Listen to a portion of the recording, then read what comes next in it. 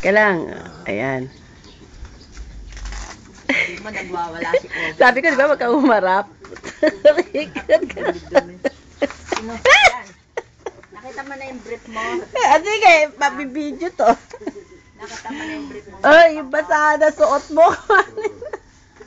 Nasaan naman? Kuhanin mo yun. Ako na doon sa kwarto. Robin, nilagay ko Ayan, sa kwarto. giniginaw siya ngayon. Oo, nilagay ko sa... Ayan ang si Raulo mong kapatid.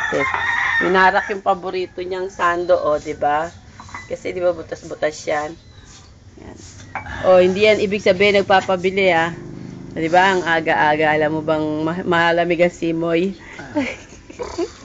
Kuha mo Ang t-shirt galing. tatay mo. Nandito kami sa aking terrace. At yan, kami ay nagmamilo ng mama. Hi, ma. Ma, hi ka. Hi. Tulog si Ethan, iniwan ko muna. Pag naman nakatutulog hindi mo sa kama kaya hindi naman lalaglag. Sa kama hindi. Doon sa set hindi pwede. Hindi malalaglag, ah. Iiyak.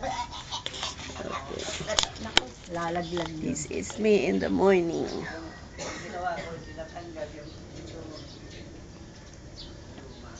Ayan, meron kami ditong pandesal. Ayan, mauubos na ni Ope. Sangag.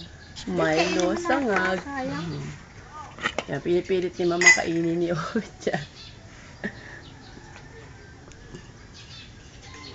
Ayan, ang batang sa labusap kumakain. Nagdurog lang bunisap na baong ko sa dyan.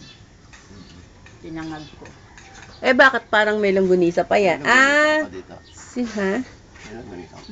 Tinira ko yun. Oo, wala na isa. Yun na lang yun nandyan eh.